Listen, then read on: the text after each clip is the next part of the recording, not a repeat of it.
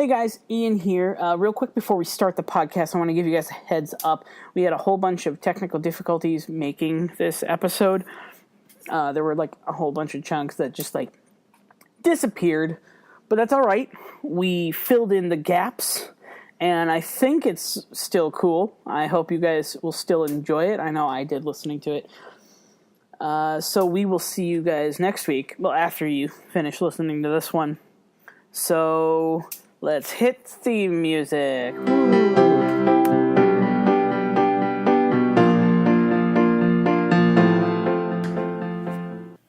Hello and welcome to We Didn't Start the Podcast, episode 3. Episode 3. Right? Episode 23? No, not 2-3. Episode 2. Oh, wait, no, I made a mistake. It's 3. That's the full... That's the full title. So this was you meant for this one to be episode 2.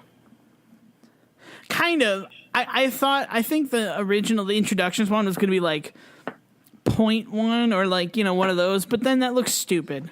That looks really stupid. It does look really stupid, but now we look really stupid. No, us we're look fine. Stupid? Well, I guess we should probably let people... Sophie! We should probably let people know who us is. I'm one of your hosts, Ian Page. With me here, over Skype, not actually with me here in person, we got Nick Dressel. How you doing there? We got Sophia Dutcher. Whoopity whoop boop ba-doop boop boop. Always a class act. And see, there's a lot of pressure. There's a lot of pressure. Yeah. And lastly and leastly, Eric Eilerson. I don't like to speak until I'm introduced. I like how you said lastly and leastly, because not only was he last, but there's he's littler than all of us. Yeah, if we're going purely by mass, I suppose that's true. Yeah. Based on the amount of water you displace when dunked in water, you were the least of us. Yes. Eureka! If I was a third grade science experiment, I would be the smallest. Yes. Third grade is kind of that's kind of advanced for third grade. Well, though. do you know how you know you're the smallest when you're in third grade? How's that? When you're picked last for dodgeball, right, Eric? Yeah. We didn't do dodgeball when I was in. We did but in front of toe you pick your tag. teams, pick. It was a lot of either the teacher would split it, or we had a game in middle school called Medic. Did you ever play Medic? Oh, he's little enough that schools had sort of changed their mean ways. They're like, oh my god, this kid will kill himself if we do dodgeball. I'm the same age as him, and Yeah, but you went to Muskegon. So. Oh, I guess that's true. Yeah, no, my high school, we had basically dodgeball without calling it dodgeball. They had one kid on each team that was the medic, so whenever a kid got hit, you had to run through the battlefield and drag that person back. Guess who was the medic every single time? You? Me, because I was the smallest target, so I could go save people. It would be people. weird if the medic had been someone else and he's telling the story. Yeah, guess who it was? Yes. This other fucker that's not me that you don't know. Yeah, See, but let me tell you a 20-minute story about him. We never played dodgeball, but that's because we were super fucking poor, and so we only had basketballs, and that was basically what all. You'll of dodge gym like a was. motherfucker if you play with basketballs. Yeah, I would have played with a basketball. That would hurt. Ow, that would suck. Oh, dude, They're so like much. intentionally pumping them up like extra hard. And if you hit people in the head, not only are you out, but you're suspended. Dude, For 3 days. We had these little, so we had the puff balls you would play a lot with, but we also had these little, about twice the size of a softball, but made of rubber balls that I don't know why the fuck they let us play with those, because holy shit, those things were That sounds like the sort of shit that you release at a fucking riot. Yeah, that was. It sounds like a quaffle. Yeah, A quaffle. Smaller than a Yeah. quaffle, but harder rubber. So like a bludger. Yes, they were bludgers, but without bats. Oh, that'd be cool. You'd Yeah. make a fair beater, Yeah, Potter. you'd make a fair beater, Eric. Thanks, Professor McGonagall. Fuck it. Thank you. No, I'm excuse me, I'm a student, but my name is Oliver Wood. Oh, wait, what's your name? Oliver Wood. Got Oh it. shit. Do you guys Hey there, remember? Potter. You'd make a fair beater. Do you guys remember in that book when Harry's book? getting punished in the first What Harry Potter book? Oh. When Harry's getting punished, or he thinks he is because he went up and fought Draco in the sky, basically. He thinks that when Professor McGonagall asks for Oliver Wood is something that they hit bad kids with. Oh yeah. Yeah. Yep. Wow. That's Isn't why that that's why my weird? penis's That's not name is weird. Oliver Wood.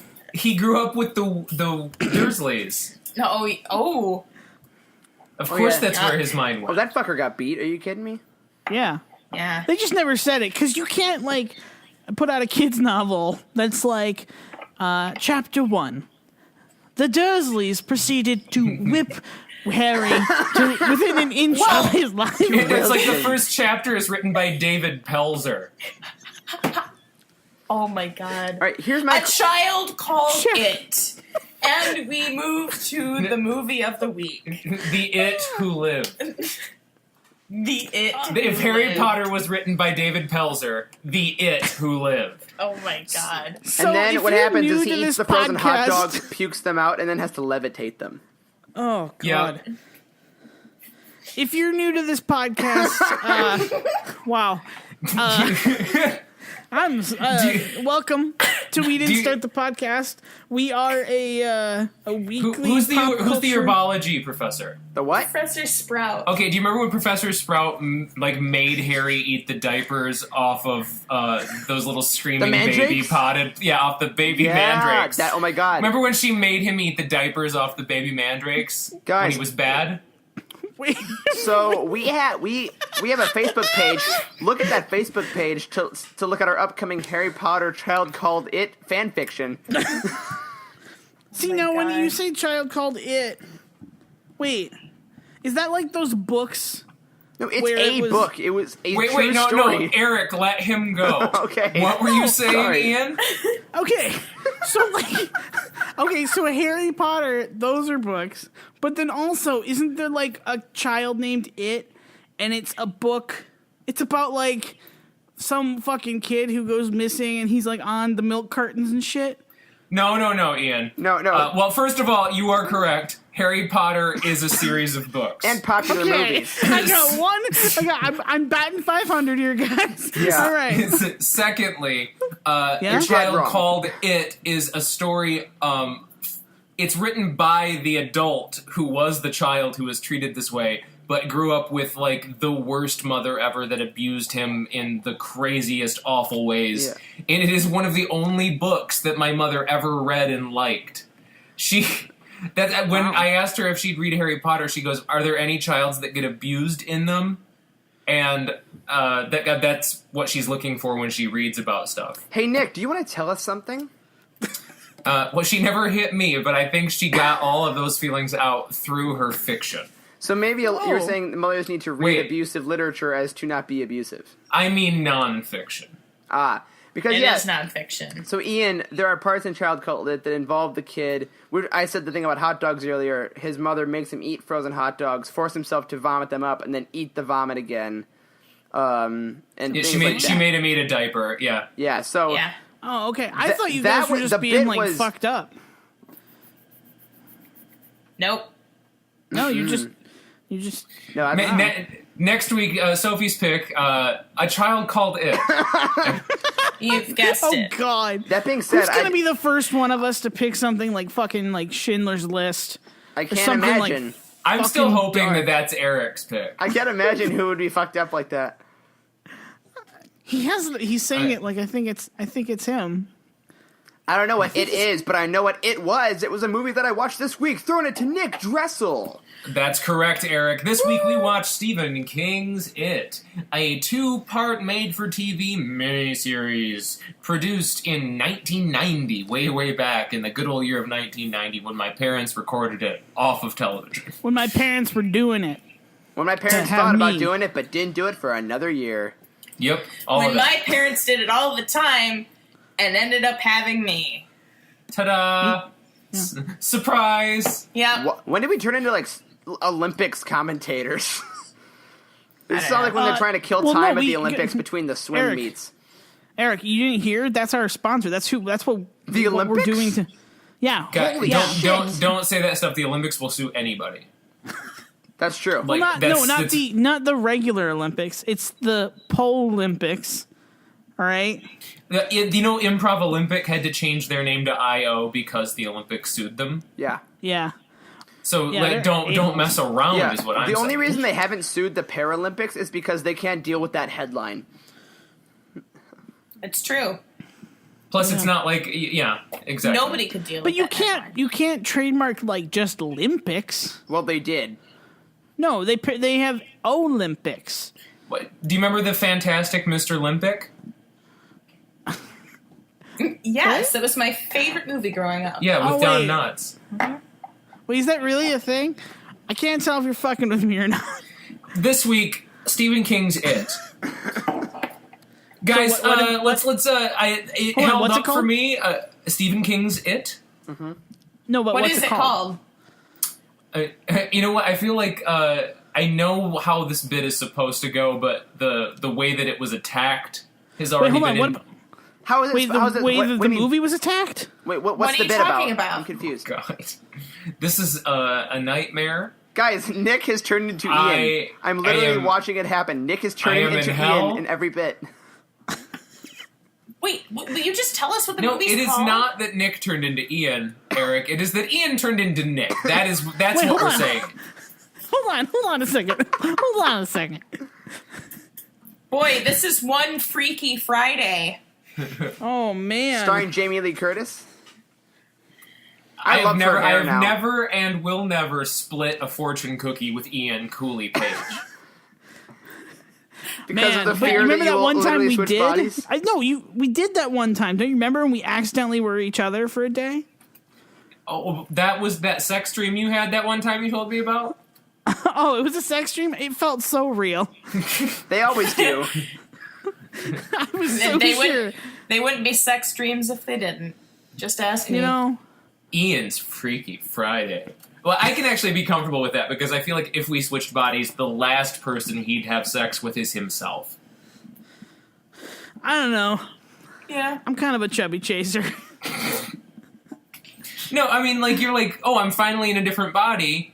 What am I going to go and sleep with the body I've been in? And that feels like a step back.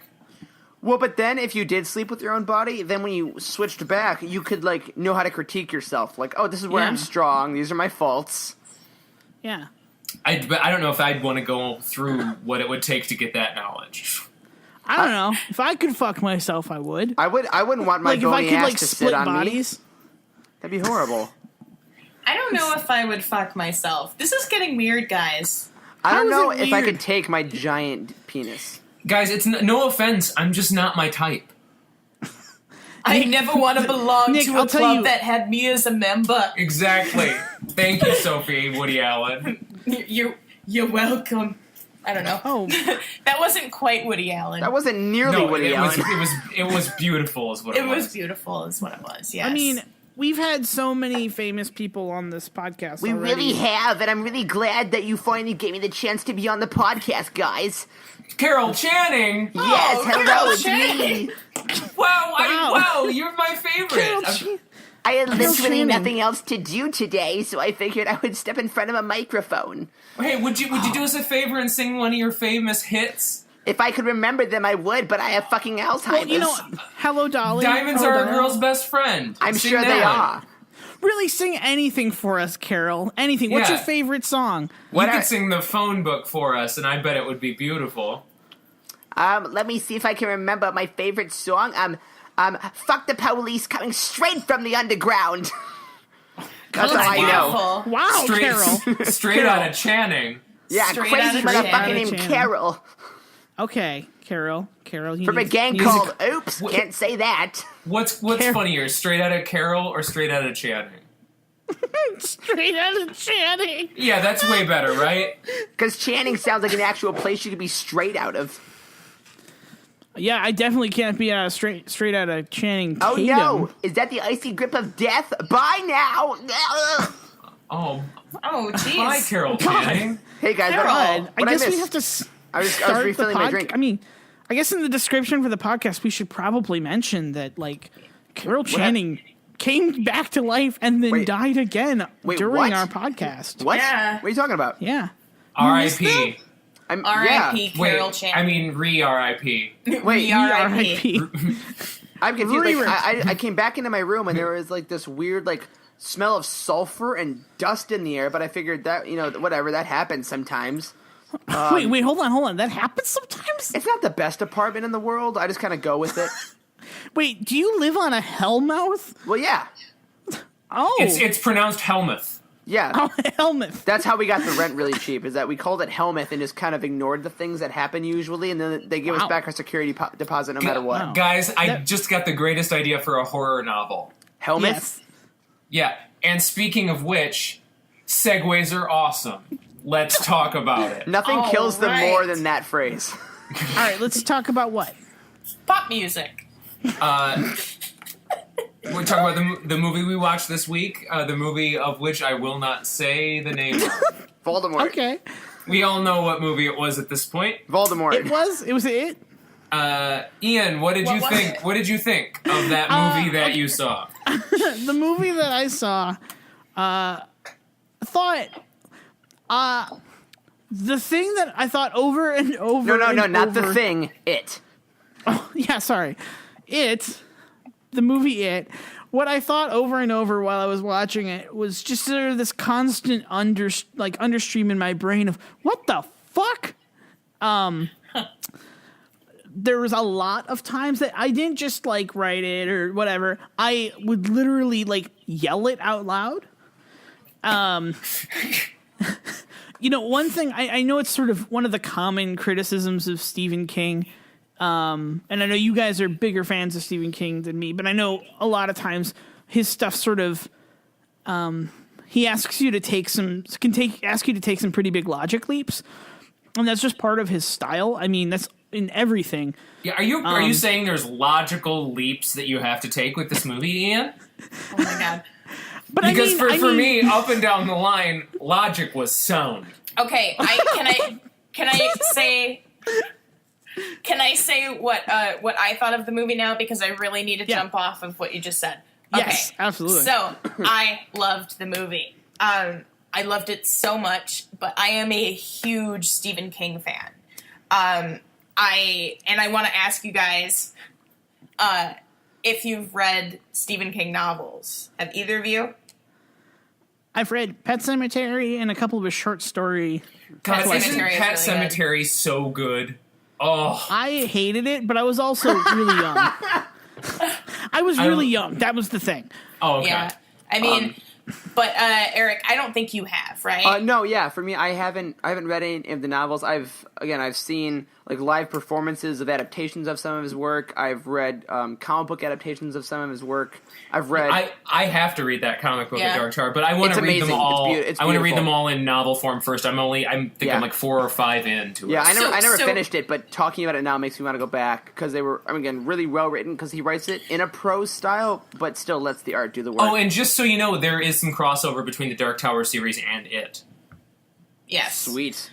What? That's okay. So here's the thing with Stephen King novels. Hit me. Is they are, to me, the Americana kind of traumatic psychological horror that it is really taps into my trauma and my fear. So it triggers it in me, and I get creeped out and I can't stop thinking about it for days because it not only does it scare me, but it disturbs me. And, like, that's what Pet Sematary was like. And the main thing that it is for me is how, like, simple and like, country life Americana it has, this kind of feeling. And then it turns into something that you can't believe would even happen in very, very real terms. And that's what's crazy about it. Like, it's traumatic because of how insane it is. Yeah, it's not like raw boo horror. It's Yeah. like, oh, how about you think about that for the rest of your life? Yeah, Type like, of. like Salem's Lot is really interesting because it's a vampire story, and it's basically like Nosferatu, right? Like the scary, ugly vampires. But in the book, it's more like, oh my god, I can't believe that this is actually happening. Right, now, so now here's my question based off that. Do you think that you like this movie because of the movie or because of Stephen King?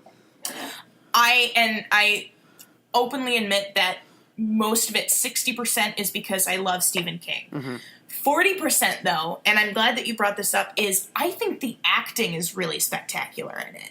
I don't know if that's just me. Ooh, it is. Well, here's where I fall on that. I think the kid acting is quite good comparatively to yes. I feel like the adult acting is great in part 1 and falls apart in part 2. Yeah, part 2 is bad. The first one though, the I don't know. I got kids a are couple really moments great. in the first. I got a couple moments in the okay, first. so- It's not bulletproof Right. for sure. So before we get into those specifics, real quick, my overall take. Again, never seen the movie before. While thinking that it was way too fucking long and way too on Ian's note of what the fuck is happening, there's flashing back and time travel and hallucinations, what the hell? I still enjoyed the overall experience of watching the movie because I think, kind of what you were saying, Sophie, it tapped into horror in a way that I respected intensely, because the fact that there were these kids and eventually adults that were seeing the most terrifying things they could imagine and no one else would believe them or help them, that's the most terrifying thing for me, because isolation, I believe, is one of the biggest fears universally, of being like, I have this horrible thing happening to me and I am alone. No one can help me. And that was the whole movie. So I think on that front, it was extremely successful in conveying horror, yet the film technically had some issues. Okay. All right, well, let's dive in and just go through it, right? Before we do the big, I have one other, this is my, Comp? the title. This is my, this is, my, what would you call it? My title of my review that I would write for Your tagline. the AV Club. Yeah. It would have to be for somewhere snarky, like the AV Club. Yeah. Clickhole. Like what? Have you been on Clickhole? It's AV Club's sister site. Go on it, yeah. Yeah, sure, Clickhole. Stephen King's It. It's like Stand By Me as transcribed at the end of a long game of telephone played by M. Night Shyamalan, Nicolas Cage, and Gary Marshall. Yes. You know what I love about that? Is that might have happened. You know what mine would be is Stephen King's It. It is the shit. It is the shit. It is the shit. That's what mine would be. Stephen King's It. Mine would be Is this going to Stephen be either King's of the It. sequels? Tim Curry is a stroke of genius. Oh, that guy's, come on now. He's an amazing performer. That's an unfortunate thing. Wait, I what? forgot. John Ritter's acting was dead on. Okay, yeah, let's hit it here. He's dead, that's why it's funny. Oh, okay, yeah, I get it. All right, so it opened, credits started, and music is creepy, and then we all sort of noticed one name in particular on the credits. Seth Mr. motherfucking Green. Seth Green. Seth Green is in it. And also Geek Jonathan icon? Brandis, guys. Who? Jonathan Who? Brandis. I don't know that person. Who? Is the kid who played young Bill. He was in the movie Sidekicks with Chuck Norris. Welcome to the age gap portion of our show. Yeah. He died really young, but he was a great actor. Yeah. Yeah. I think he did a nice job, actually. Yeah, he was great in the movie, I think. Okay, but all right. So Seth Green jumped out at us because, again, we're all kind of geeky, nerdy, culture-aware people. Seth Green, big figure in there, and then he plays this total dick. It's fantastic. It's so okay. It's All right, such so, a weird... Yeah. Okay, so the little girl trike scene where the clown is hiding in the laundry, and biggest scare of the movie. Biggest scare of the whole movie for me. The very the scary. reveal of, again, I knew what it looked like because I'd seen the images, I'd seen the cover, but the reveal in an innocent way, in broad daylight, with no, dun dun dun, nothing prepared you for this little innocent girl looking at this horrific thing and not quite knowing what to make of it, but yet knowing that it was going to maim her. yeah. Also, the fact that it happens right at the beginning of the movie, they don't fuck around. It just happens. It's like, oh, guess what? This is all terrifying all the time. Yeah, I thought that was well executed. I think scared me, not in a jump scare way, but psychologically more than anything in the movie. Yeah. Yeah. Yep, the children ain't safe, and so there's a crime scene, and of course, local librarian, historian, self-subscribed detective comes strolling in. Like Cops they do. Yeah, Cops give The him a sad hard time black man solving crimes. Yep. for no money. For no money. It's like, No hey, money. hey, what do we got? And they say, oh, you must have trained in the Jaws School of Policing. Oh, it almost sounded like we were getting to an episode of First Cop. First Cop. Oh my okay. God, First Cop. Ooh, I felt a bit First almost cat. happen, and then it receded. Oh man. But Mike finds a picture of a little boy there that it shouldn't have been there. He knew what that picture meant, and he started to make some phone calls. And his first call was to Bill, the the not so subtle horror writer turned Hollywood screenplay writer, who Man. even at dinner makes the joke, if someone's gonna hack up one of my own novels and turn it into a movie, it's gonna be me. And Stephen Man. King keeps You know, working. It's gonna be That's me. amazing. If there's one thing you can say about Stephen King as a writer, sort of in general, and especially right here, he often can be very not subtle. Well, his thing is yeah. like actually on his business card it says, "Writer, fuck you, I'm Stephen King." I Yeah. wonder if he's like, I need you to have a ponytail. That's my thing right now. And Oh. you represent me, so you need to have the world's most Does awkward Stephen ponytail. King also have a mole that I can't stop looking at the entire movie? Yes. Are you my doing God. like the Austin Powers thing? Like, money. And then chop it up and make My it biggest thing about Bill is guacamole. that from the second I saw him, I wanted a T-shirt that said Stephen King's it, and on the back it says "Man Pony on Fleek." Like Oh, I this thought was you were gonna- the I thought you were fiercest saying- fucking man pony. I thought you were saying his mole was Stephen King's zit. That as well, possibly. What if Stephen King got a zit God. one day and said, "Fuck this character, he gets a mole." I hate this. Oh, But yeah, that I was mean, very I feel on the bad nose. judging him for that, but I couldn't. I wrote it down over and over again. I can't stop looking. All right, you guys keep talking. Mole. I'm gonna Google whether this guy actually has a mole. Well, one of I'm them, sure he either does. him or the kid did, because they put it on the kid. Oh, okay. So one of them had a mole. It was Bill, right? Or if neither of them had a mole, I seriously question the filmmakers. Who goes? You know what would? Hey, you're doing a great job. Okay? Guys, Brandon Crane has no mole. Okay, does Jonathan Brandis have a mole? Let's see here. Jonathan Brandis. Moment of truth. No. Hold on. No mole. No mole. Okay, Man. so No mole. somebody said, "Hey, Directorial you guys are doing a choice. great job. You're doing a great job, but I think what the character's really missing is some possibly cancerous facial characteristic." Oh my god. What if the whole point is that he had cancer the whole time and that's why he was so intense? Cancer's the real it. Yep.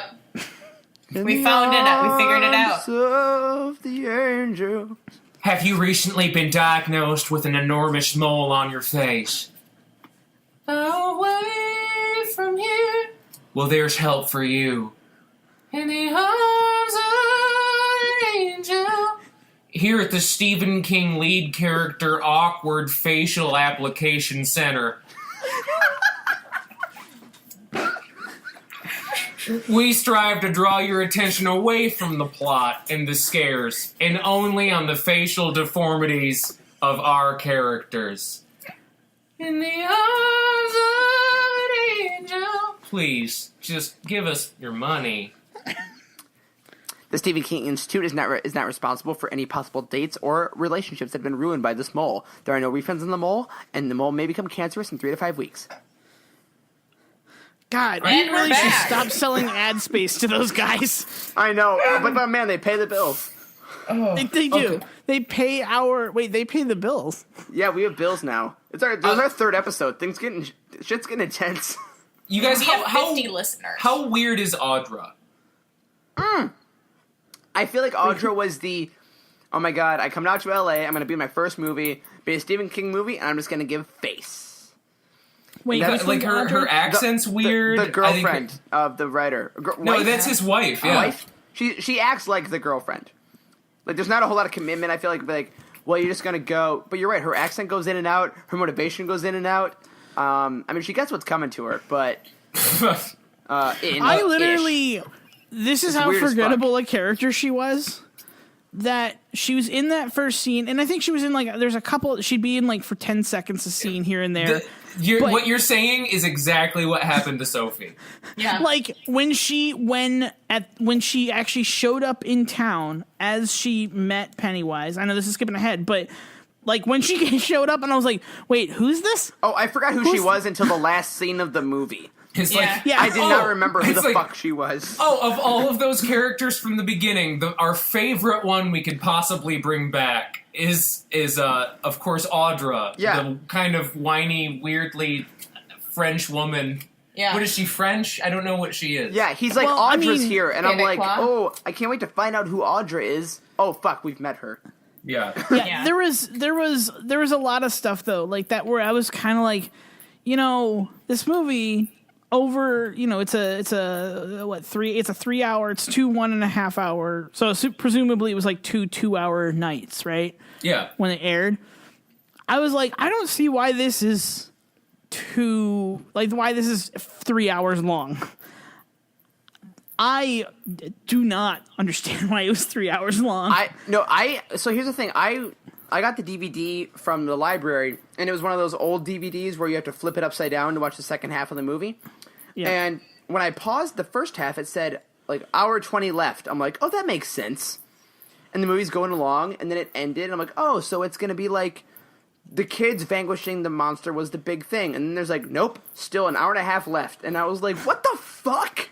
Well, Yeah. it's like, it's weird the two climaxes thing of this 2-part series, Yeah. because in the book they're remembering their childhood as they go along. So Yeah, like instead of it being 2 separate halves, they remember how they beat it sort of like moments before they No. beat it again. I think they Which- abused. So the thing is, I think it's a way more interesting device. Right. the problem for me was that there were flashbacks, there were hallucinations within the flashbacks, and the thing is, I never knew what was real, I never knew what was present, because the style wasn't that different, and the actors were different, but not enough to be so noticeable till a while in, and after a while, I'm like, wait, they already killed the thing, are they killing the thing again? Why are they going back? What the, like, I didn't know. I didn't have any trouble with that. I followed it pretty well. You guys must be stupid. Did you read the book, Sophie? No, I didn't. Well, hold on. fuck you. I mean, we are, but what does that have We to are. do with anything? But no, I think this was in modern day, 2015, this is a movie and a sequel. Or this is one movie that you fucking cut all the fat out of, because there's like there's very long stretches where I'm like, why the fuck? I don't give a shit. Oh, yeah. Why are they at the It's restaurant gotta- being scared of things in the food? It's got a here we- very, very Sorry, distinct we're getting off Stephen track. King We're getting off feel. track. Yeah. All right, here we go. Okay, so then we get into Bill. Like, Bill gets the phone call from Mike. Immediately remembers his childhood. He'd completely forgotten it. Half of this first half is just phone calls, by the way. Yeah. Yeah, also, how Yeah. has that never come up? First date, what'd you do when you were a kid? You know what? I can't remember a fucking thing. Well, it's Moving not on. like they don't remember anything. They remember being a child, but they don't remember anything related to it. Sure. So then we get that amazing flashback, starting with Fur-Elise going into the scene with Georgie in the boat. Yeah, Yeah. I thought that was well done. Like the whole, brother relationship of like, I hate you, but you know what? I really love you. Be careful. I thought that was kind of a beautiful moment. And at that exact moment, I'm like, oh, the kid's fucking dead. I mean, we kind of knew already, but Yeah. right. And I thought that. Well, I like the fake scare with the basement too. I Yes. thought that's I did enjoy that. That was I gonna thought be that the was scary cool. thing, and it was. But that was also a thing. We've all felt that. Go get something Yeah. from the basement, especially living in Michigan. Like, yes, that's so real. I mean, nothing's down there, but in a movie where they've told us something is around, Yeah. that was really Yeah. nicely done. But the whole thing in the sewer grate was another terrifying moment. Fuck me. Okay, that was when I was big screen. This my movie is notes, terrifying. My notes up to this point are all lowercase, no big deal, and then all of a sudden for the next 15 lines, all of mine are all capital letters and exclamation points. What the fuck what the fuck? What Yeah. the Nick? I wrote, what the fuck, Nick? What is this shit? Fuck Yeah. you, Nick. Is that where you texted me? Yes. Oh, can we say Tim Curry in this movie overall phenomenal? Like, Tim Curry is to be crazy. given this script and to do what he does with it is just above and beyond Yes. anything. It's one of those instances where the performance is like way better than, I don't know, The way text. better than it deserves. Yes. Yes. You know? Because he's the entity, the it. Like it is a device, and usually you kind of throw that away. But he turned a device into the best performance of the movie. He's like, Yeah. Oh, yeah, He's like, by far. I am Pennywise, the dancing clown. You are Georgie. No, we know each other. That was great. Oh, it's so good. Oh, But yeah, man. so that flashback, terrifying, really well done, and I totally got ripped And his so arm off. yeah, like Right off his body. He feels guilt about it. He remembers it, like, and then the bleeding book, all very well done.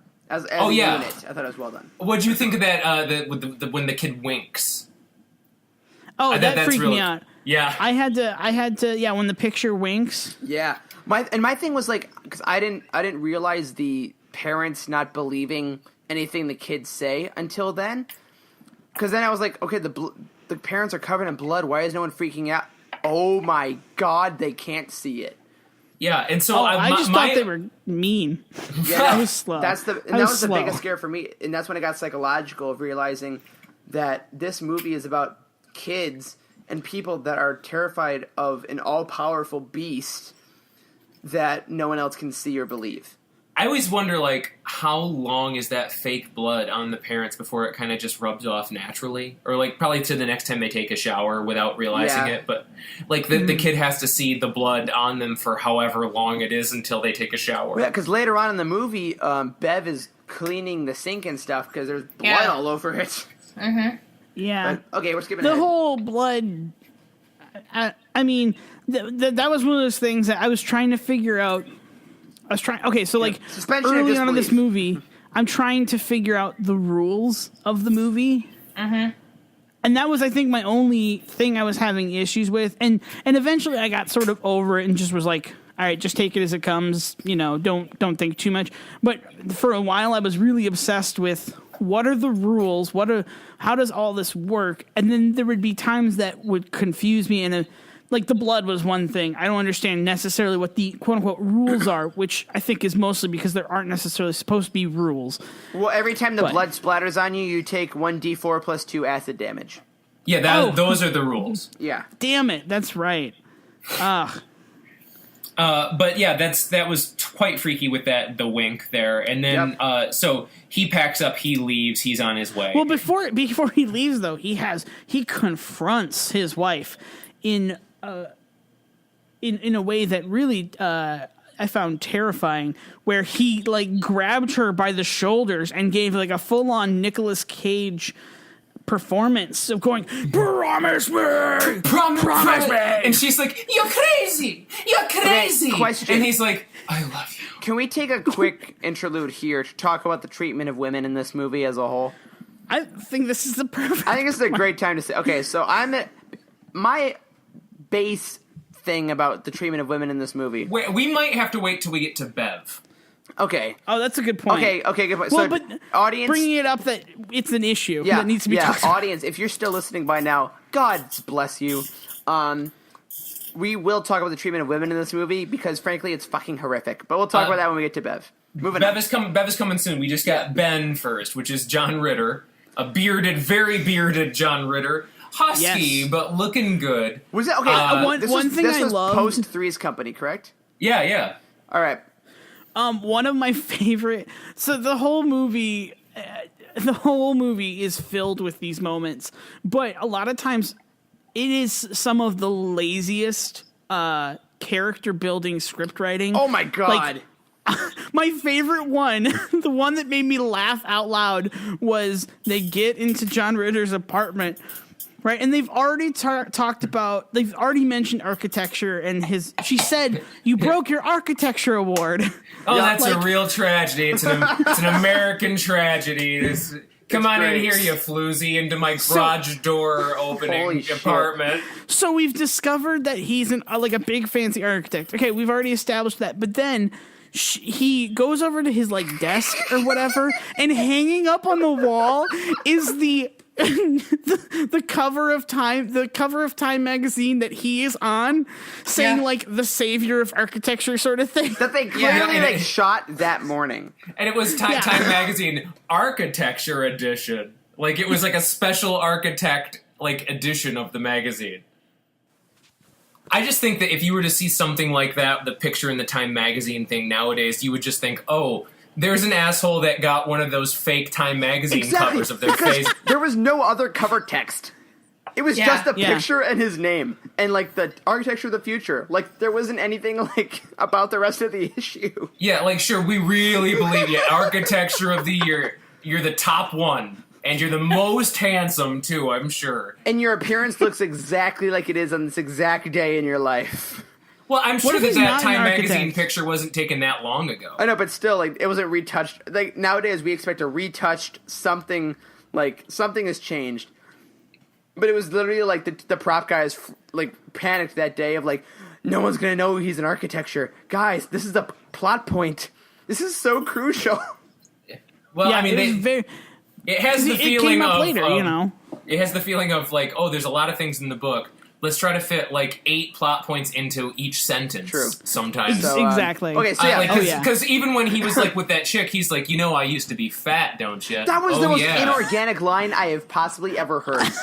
I was F-A-T, fat baby. Let's talk As about they how make ugly out. I used to be before I make love to you. Also, There's nothing sexier than that. Can we just say, I mean, that's what turns me on. In the flashback, that kid, not that fat. I don't know. He's chubby the way that I was chubby. Is he 1990s fat, not 2015 fat? Yeah. Okay, that's what it is. that's the difference. Yeah. Because they're like, oh, hey, porker. I'm like, I mean, he's big bone, but he's not like, I wouldn't be worried about him. Oh, well, the thing with Henry Bowers is it doesn't really matter if you're fat or not. He's kind of a psycho to you no matter what. Yeah. Okay, so we get the flashback. We go back to the whole school porker thing, and then we finally get to the river, yeah?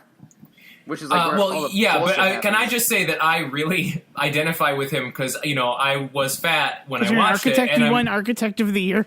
And I'm like, one day I'll grow into John Ritter and I'll tell women that I used to be fat before I sleep with them. Because the thing is, she's Sophie already can there. validate that every time before we have sex with her, I say I used to be fat, Can we just say, and then we have sex. I love how you said when we have sex with her, by the way, not with each other, but like. When you get to have sex with your girlfriend, I'm glad that turns you on, Sophie. It's a very niche thing that you both enjoy. I mean, Niche-less Dressel. Well, but that's mostly because Sophie's pretending Ian, that he's John Ritter. You just went over niche-less Dressel. Yeah. Nick, I appreciated the fuck out of that joke. Thank you, sir. That was niche-less Dressel. It was a very niche joke. It was a niche joke for a niche audience. About niche-less. We are the knights who say niche things. Yes. that's fantastic. Good for you. Oh, did you guys notice? Sorry to bring it back to the movie because I'm just looking at what I have written next. No, I was looking at what I have written next. Did you guys see the fucking dress that this like hot stuff girl that John Ritter brought back to his apartment was wearing? Did you see that dress? I didn't pay attention. It was like all legs. So much leg. No, but the thing is, it had the most giant shoulders, the most giant poofy shoulder puffy things. It looked like straight up out of like Napoleon Dynamite. Like they were massive. 1990s were not the 80s. Yeah. The tail. People forget that. Literally the tail end. Yeah. It was impressive. Yeah, and I love that she's supposed to be this, like, sexy, she was at this big party, presumably, or whatever. Those shoulder pads, though. Damn shoulder really pads, that though. She's probably, those shoulder pads will be on his carpet when they're doing it. I mean, it's not that big of a deal. Yeah. Naked ladies are naked ladies. No, you don't know. All the naked ladies. Those all shoulder the naked pads ladies. those shoulder pads are actually part of her body. Oh, wow.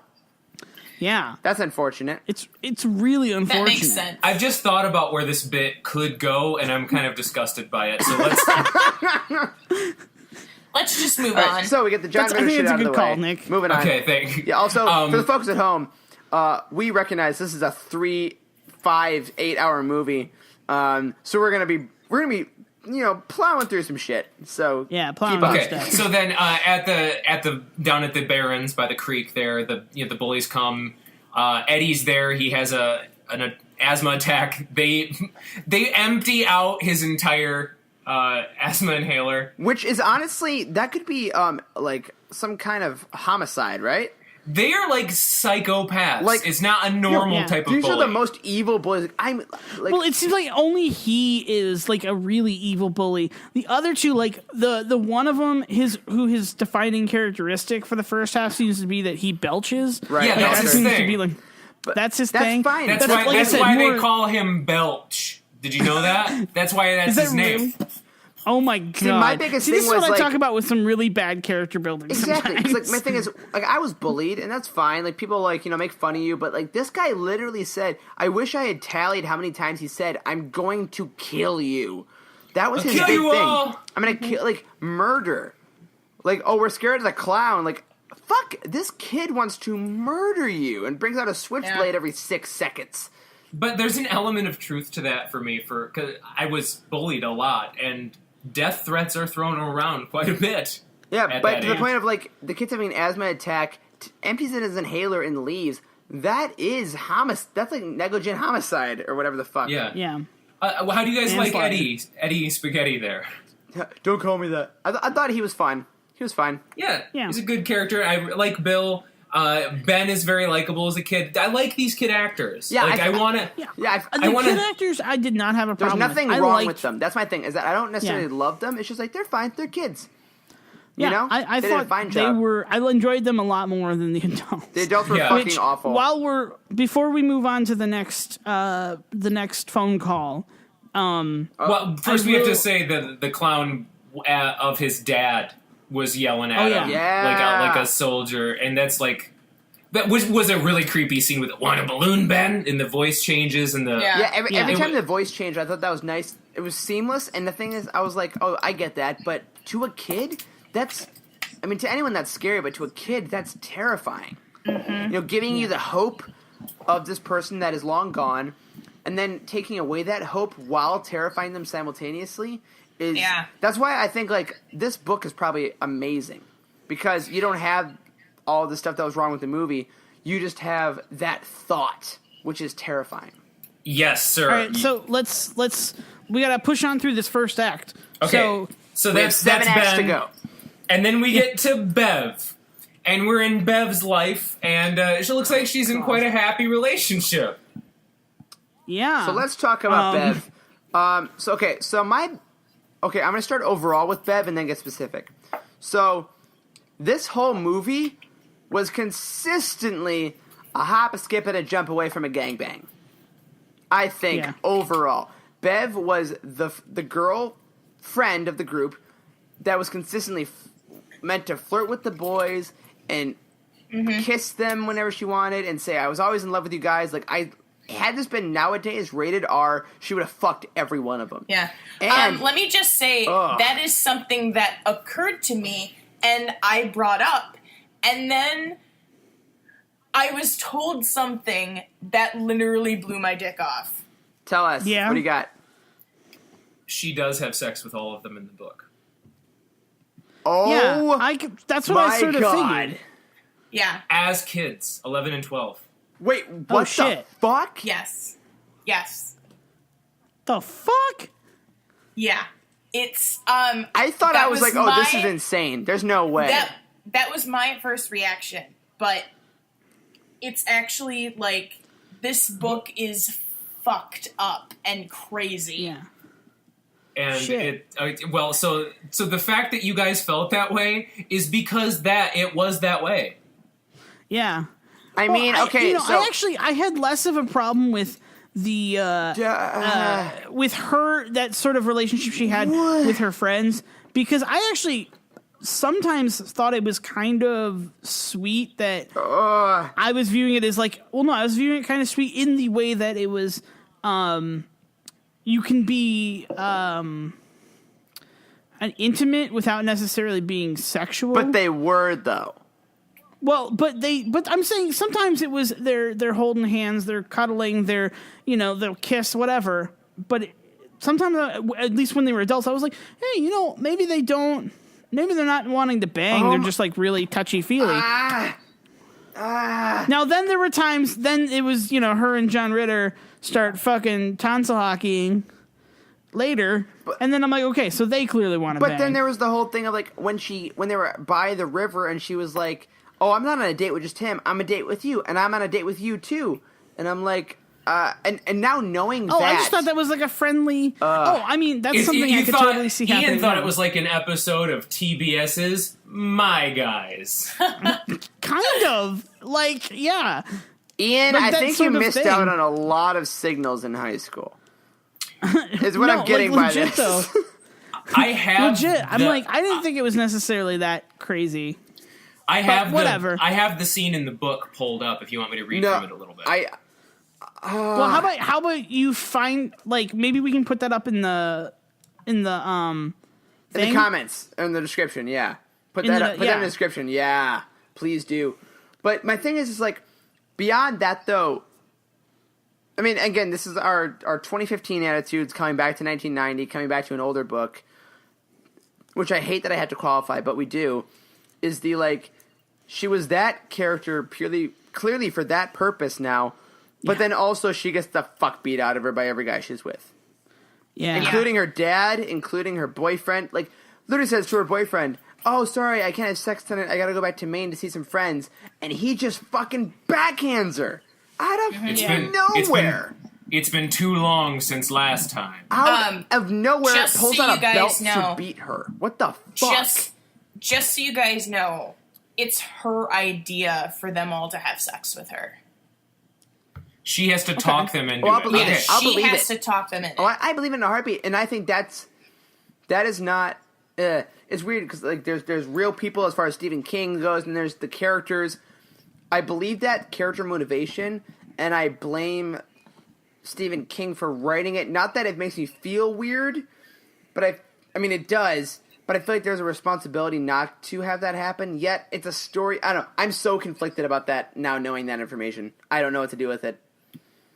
This is real. Okay. I don't know what to do with it. Yeah, listeners, that's how I felt too. Realizing this for the first time, and I don't know what the fuck to do about it.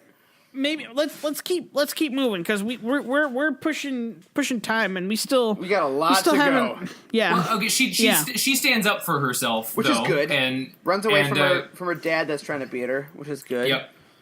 And leaves and then the guy. Her flashback involves her really, really creepy father that does that. His catchphrase being, "I'll worry about you, Bevy. Sometimes I worry a lot." Yeah. Yeah. Do we think he fucked her? Well, in the book, they make a big deal about talking about him checking her to see if she's still intact. Okay, so no. Ooh. Because he would have untacked her. Right. Yeah. Okay. And also in the sex scene, she mentions pain. Yeah, isn't that awful? Like he makes her let him check. Yeah. So he was still molesting her, just not fucking her. He was still looking inside her vagina and things. Yeah. God, we are earning that explicit sticker this episode. So next up we have Seth Green, right? Yeah, Richie. Played his adult self, played by the guy from Night Court. That's who I was trying to figure out who the hell he was. Yeah, he was a big deal in 1990. So when we do, Harry Anderson, I think his name is. Fuck. So one thing I have to say is, so when you see Richie, right? He gets the call, and it's he's doing a bit on Letterman, right? Right. And it's like, did you notice it's like prop comedy? Like he's fucking Carrot Top. Yeah, he's doing the Godzilla bit with the electric sparks, and it's not that funny.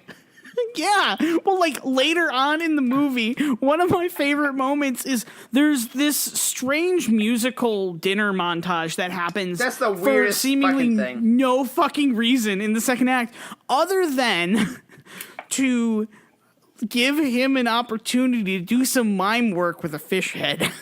Yeah. So it's for pretty me, clear. Worth it. That was in his contract. It's pretty clear that Richie is the worst stand-up comedian in the world. And then when he says he has to leave, and his manager is like, "Well, who's gonna guest host tonight?" Who's gonna And guest he host? goes, "I don't know. Have Just Leno do it. Just Leno do it." It's so great because this was before he took it. It presupposed it. And it's brilliant because I'm like, wait, so Richie is responsible for Leno taking over. That's what I'm choosing to believe. In my head canon, it's because of him that Letterman gets fucked. Yep, he had everything to do with it. Yeah. And he deserves everything that's coming That's to him. what this movie is really about, guys. It's the war for late night all over again. Yep. Yeah, and just constantly in the movie, it was like he would, be cracking these one-liners and things, and I was like, oh my god, it's like being around Nick. I couldn't handle it. That's probably where I got a lot of my personality was from watching this movie over and over. It all makes sense. You're not nearly as obnoxious as him. I want to have Ben's weight loss, but Richie's wit. Richie's Wit. That would be a great band name. Richie's Wit. But as far as playing a younger version of him, Seth Green kind of nails it because it's Seth Green stepping up and having to be Harry Anderson. Yeah. He actually, I think he does a pretty dang good job. I will say, he does. I think his performance is pretty stellar. Yeah, when they go back to the 50s and they're doing their that stuff, I have to say I'm kind of confused. So like a genuine plot point, and maybe you can explain it to me, is like, why is it such a big deal that they're building a fucking dam? Is this like a thing that the kids did in the 60s? Like, hey guys, I'm pretty bored. What you want to do? Well, it was improve the country's failing infrastructure. It's a thing that they did together that sort of bonded them as friends. But then in the books, it kind of also flooded out the area, and they got in a lot of trouble for it. That kind of happened a little bit with the police guy because coming that police over. guy was like, "Hey, you fucking kids," and he comes down and he says, "Hey, stick together." Yeah, that's kind of the thing that defined them. Was like, That's it. He goes, what's all this mess? And then he says, we built the dam. And then he starts talking about the kids. I'm like, he does it in the most Irish way possible. Yes, I wrote that. Why is the cop Irish? I'll tell you why, because this is a Stephen King novel. Any chance he gets to do a funny little accent on somebody, he takes it and he runs with it. Sometimes that is better. For example. Yeah. Yeah, it was just crazy. And then in that background, this is with Seth Green, right? So this is with Richie? Yep. Oh, so we didn't talk about the drain, like the voice from Out of the Drain for Bev, but like that was awesome. We all loved it, and then the blood, and we kind of discussed that before. All right, so now we're back to Richie, who dumps a Coke on the bullies because I think he's got to have like ADD. What on earth would possess him to do that? There's definitely something going on with him. Yeah, like he's got a bit like autistic, not able to properly gauge the room. He's on the spectrum, if you will. He's on the spectrum. Welcome to another episode of On the Spectrum with Sophia. Now, Richie was on the spectrum, but was he as on the spectrum as Stanley was Jewish being Jewish? Oh my god. I mean... Like I said, there's some really stunningly simple character building that happens a lot. He's Jewish. Stan wasn't autistic. He was oitistic. Nice. Oivatistic. Oh, you had it. Okay, so in that Eric's right. we in that flashback he sees he sees Pennywise and he sees him as a werewolf. Right? Yep. Because they went and saw a movie with a werewolf in it. And I gotta say, the irony really, really strikes me that Seth Green is scared of werewolves when in Buffy the Vampire Slayer, not 15 years later, or no, not 6 years later, 7 years later. Also not 15 years later. Like, that's also true. This is true. He would play a werewolf who is afraid of clowns. Holy shit. Oh, dude, it's a direct reference. It's gotta be. It's gotta be. But my sister pointed out to me, it's kind of ironic that he's afraid of werewolves, and I was like, holy fuck, that just blew my goddamn mind. Well, God, the people brilliant. Making Buffy would love to make that inside joke. Oh, absolutely. I'm That's not fucking great. disputing that. Yeah. All right, so continue, Nick, to the next name. I just realized Feel that free to we... skip some let's shit speed- if we need to. No, I just realized Yeah, that we didn't and need to talk about Your Hair is Winter Fire, January Embers. My heart burns there, too. It's very pretty. Let's go on. I agree. Yeah. The motion passes. It is very pretty. Poetry from some boy. Oh, okay. Oh, man, who would do shitty high school poetry? Me. Me. I did. Oh, man. Ian, I read Boy, did yours. I. Not We're going to include a link in the definitely description. not me. No, we won't. Do not. I will kill We'll you. see. Fucker. God. Oh, well, you got to give the people one poem now on the page. Oh. One. All right, hold on. Let's No, ask. 'cause if I give hold them on. one Ian, poem- wait. Let's ask the studio audience. Audience, don't you want to hear one poem of Ian's from high school? Yeah, I'm TJ, and that would be okay. All right, cool. Ian, post it. Sophie's mom, and I'd love to hear that. Okay, All those right, are our well, two viewers. Sweet, they have spoken. Well, we're Continue. I'll think about it. We're in the final definitely not stretch doing and it here. have 2.5 hours of movie left. Yeah. Okay, so, Yeah, so let's give the speed through the rest of the first half. sure. Eddie's life. Make sure you have the good driver drive Pacino. Eddie's flashback. His mom is really overbearing, and the clown shows up in the shower scene. Okay, that shower scene. I thought my first thought was nice effects, 1990, of bringing the water out Until the claymation. Yeah. until the claymation and the towel was dry. Yeah, that's true. I did notice that too. Well, that's because the water was in his mind. I didn't get that. Yeah, you notice, like, after it rains in the library, after it quits, they're all dry again. Oh. Oh, ladies and gentlemen, then- we're all dumb except Nick. I've just seen it so many times.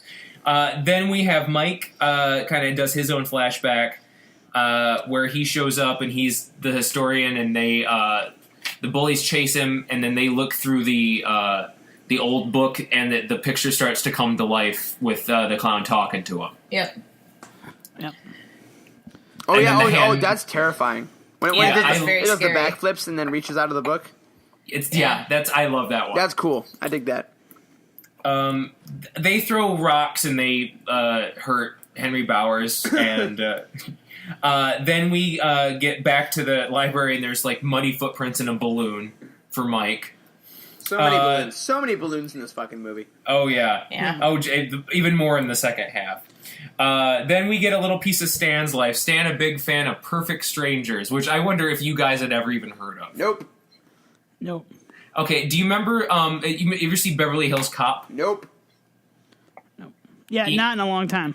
Okay, but you know, like the foreign sort of flamboyantly gay character in it. Nope. Nope. No, like I said, I haven't seen it in a very long time. Okay, This well, is the age gap part of the podcast. he plays a character named Balky. He's doing a foreign thing. It's very funny. Children my age who were 5 in the 1990s enjoyed that show. Hey, I was 5 in the 1990s. It was just 1996. Yep. Yeah. Yeah, suck Chill- on that, Nick. You children. Okay. Well, he gets a phone call, and he decides to go up and take a bath. And he kills himself. Well, yeah. Well, I mean, it takes its time getting there, but what a nice wife to bring him an in the bathtub beer. a beer. Yeah, That's who you marry, guys. I noticed that. But she brought him like Miller. Like, Yeah. Well, that's a wife who hates her husband if she brings him Miller. But when she discovers his body, I mean, don't get me wrong, it's a pretty horrific thing. But man, that close up silent scream with her pulling that scream face for a while, I couldn't handle that. I could not handle that face acting at that moment. That was some a bit bad face. melodramatic, yeah. Okay, but for Stan's flashback, we get them figuring out who's going to use the slingshot. Bev is 10 out of 10. It's like it's supposed to be Bev. Yep. They give her some silver slugs that are like made out of the mom's earrings. And then they are going to go on down to the sewer, but before they do, they all take a pull of Eddie's asthma medication. Which, okay, the whole, that... Like, that's... Remember we said trim the fat from this fucking movie? There it is. We don't need that shit. Yeah. No, It's very important for the story. It's like uniting them. It's like uniting the circle. They're all doing this. It doesn't even matter what the ritual is, but they're doing a ritual. See, here's the thing. They had that ritual like 4 or 5 times. That's kind of what that's in the place rituals. Yeah. That is kind because of what they that's have in a the place similar of. ritual when they're in the sewer when they do they hold each other's hands. They have a similar ritual at the end when they all make the vow. Like the rituals, I get it, but they do it like 8 or 9 times, and I'm like, Jesus Christ, we get it. You guys are best fucking friends. You don't need to fucking keep telling us. You're the only named characters in the fucking movie. We get it. You guys don't understand how close they are. Like, that their closeness is the only thing that'll save them. They're all Eskimo brothers. It's also the only thing that defines them as characters. So, by the end of it, so they get through it, they had all the rituals, they defeat it for the first time after finally... Well, okay, but he uses the inhaler as battery acid. Sure. Yeah. Fine. Which, yeah. We know. I mean, we get at least 4 flashbacks to that, too. A lot. But at the same time, it's like, okay, so it's an alien fucking Men in Black shit. All right. I think, Ian, correct me if that wasn't one of your what the fuck moments. Which one? When it found out there was an alien spaceship fucking thing flying over them for some goddamn reason. Yeah. Well, so with that, I would like to point your guys' attention to the video We Didn't Start board. the Podcast page. There's a video up there. But okay, we didn't start the podcast page. You're hearing this live, folks. We're checking it right now. Yeah. So there's a scene. There's a scene when they're down in the what do you call it? Down in the sewers that I found looked particularly odd. I'm assuming they're listening to it right now. I'm looking at it right now. Okay, we're gonna watch it right now. Yeah. Okay. Ian Vamp. And I'll put the audio. So right now, you, the listener, make sure you go to the Facebook page, the We Didn't Start the Podcast Facebook page, and there's a video on there called Stephen King's That 70s Show, and that's what they're watching right now. And now here's the audio, because that's what you guys want. Whatever.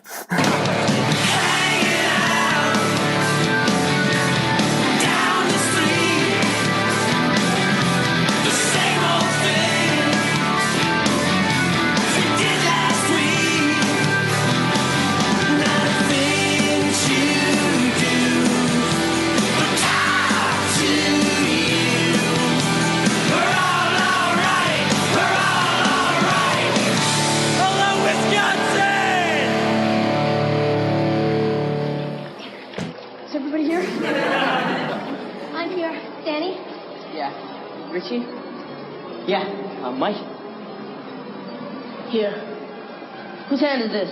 Let you in? Yeah. Okay, whatever happens, hang on. It's not as strong as I thought it was, or it could have killed us just then. We have to resist.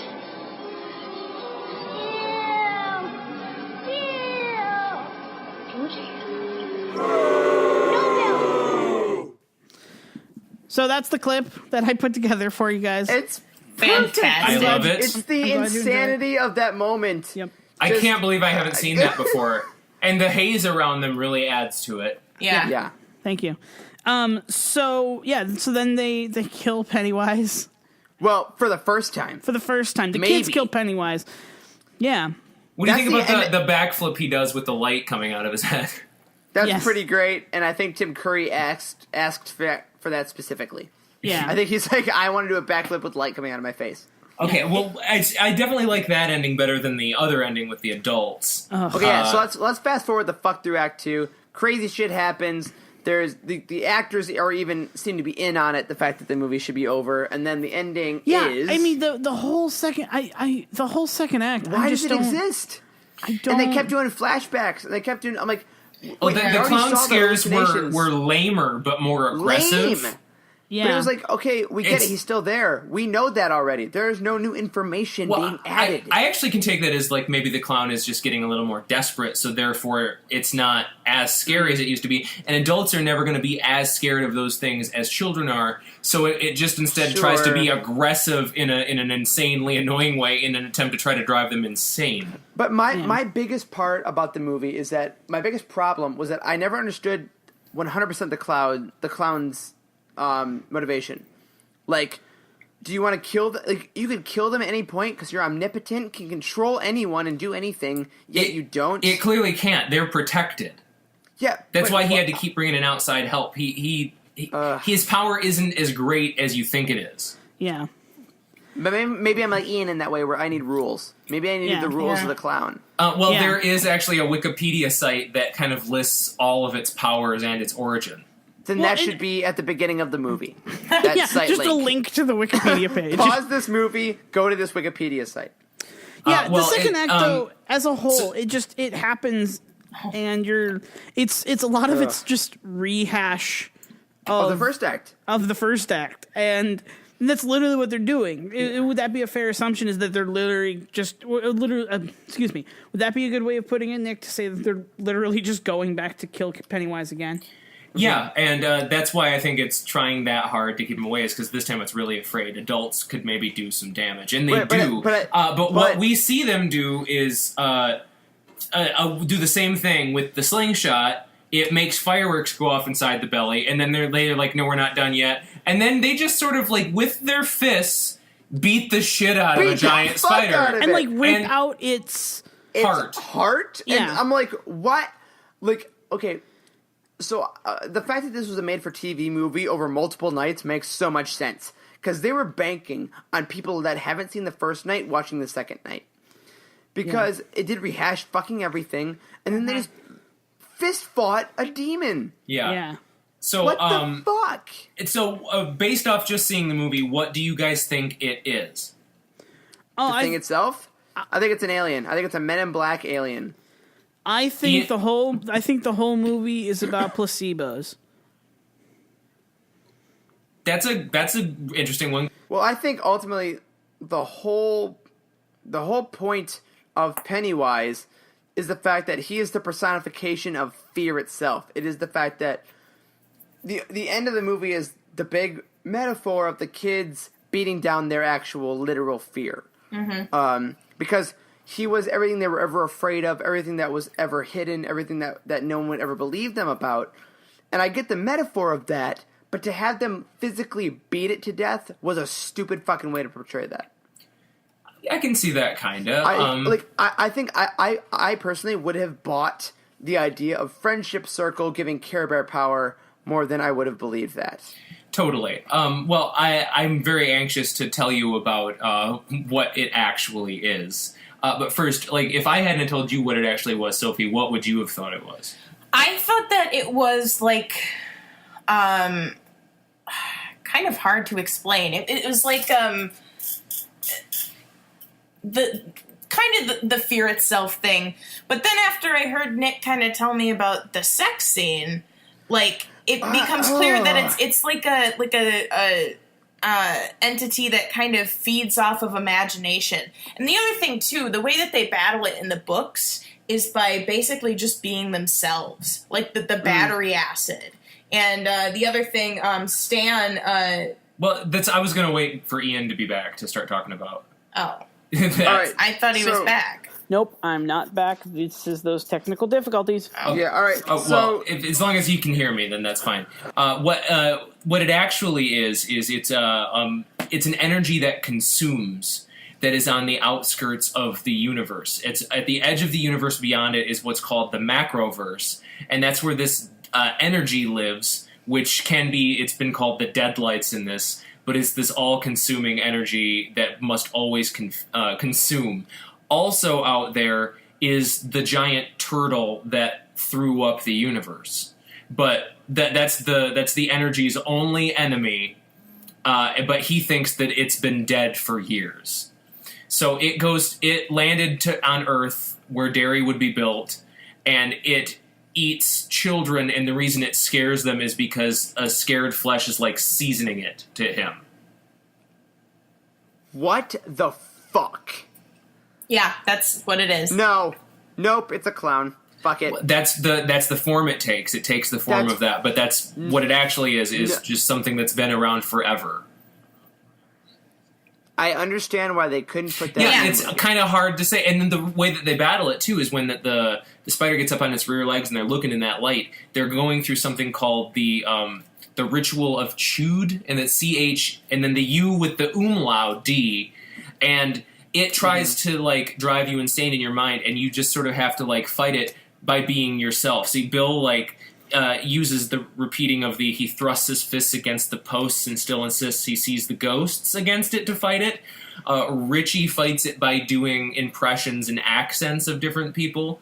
It's whatever sort of like it is about them that makes them special. If they can stay in control, they are able to fight it with their mind.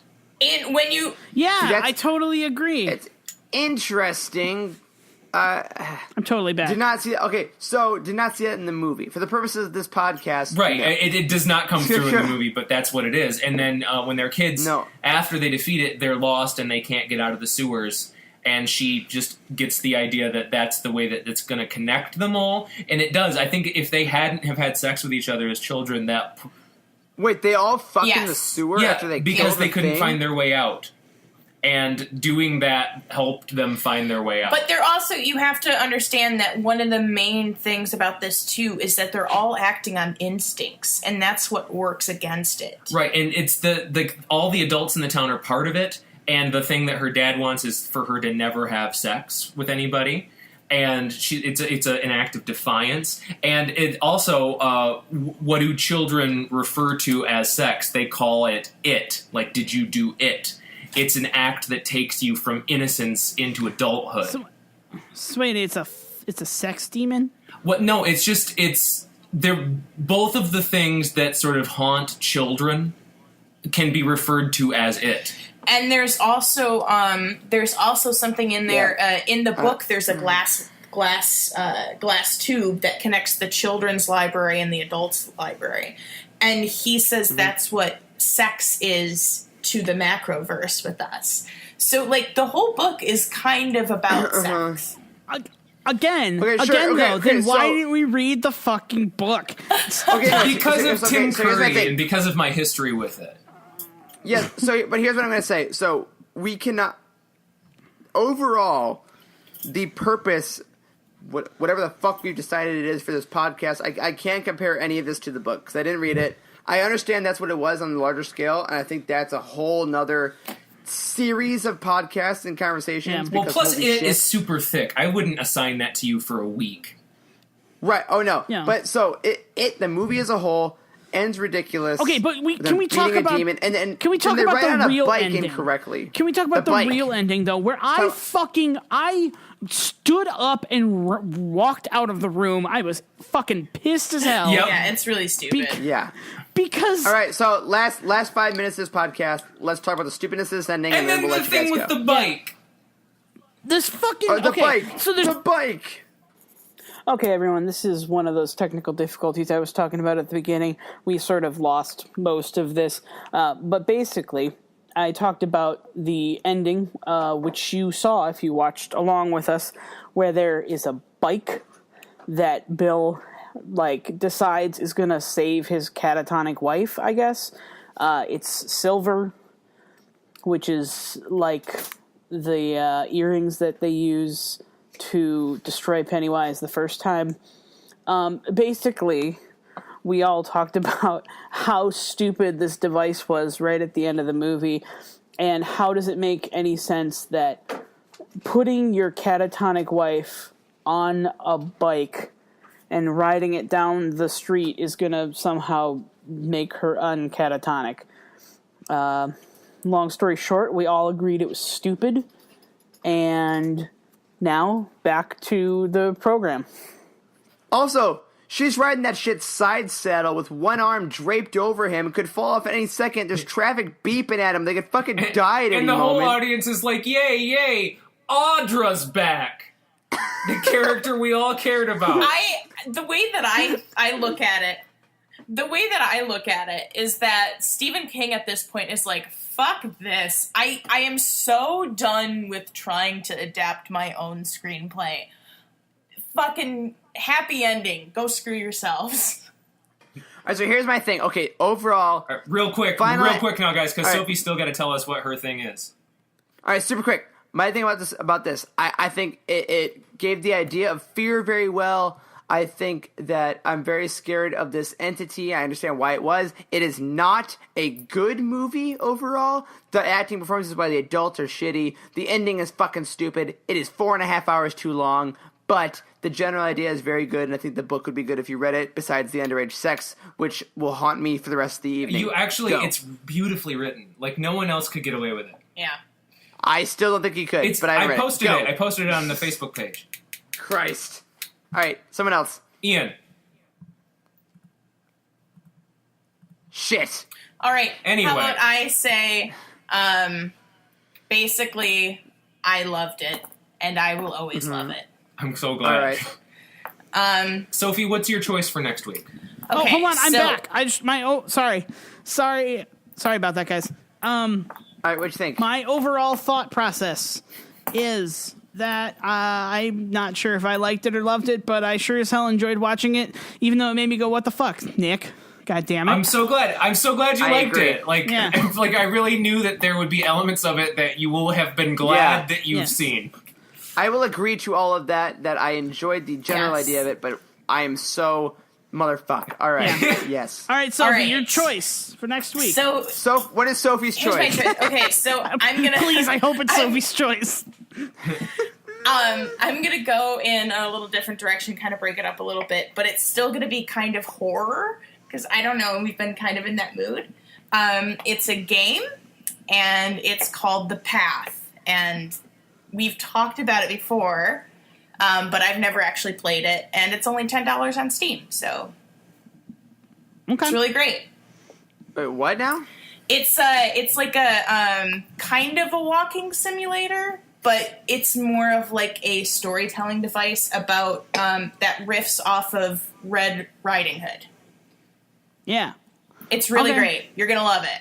totally. Well, we'll find out. Yeah, next we'll week. find Yeah, out. we'll if find you love out. it. Yeah. Fuck yeah. All right, well, thanks for listening. Sorry about all the technical issues. I'm sure that you have figured that out, and I'm sure there's been already me saying something at the beginning of this. But thank you for listening. We will see you guys next week. I'm Ian Page. We've got with me, Sophia. yeah, I'm Nick. and She had sex with all of them, guys. and Every this has single been one. We Didn't Start the Podcast. All of them. Yeah.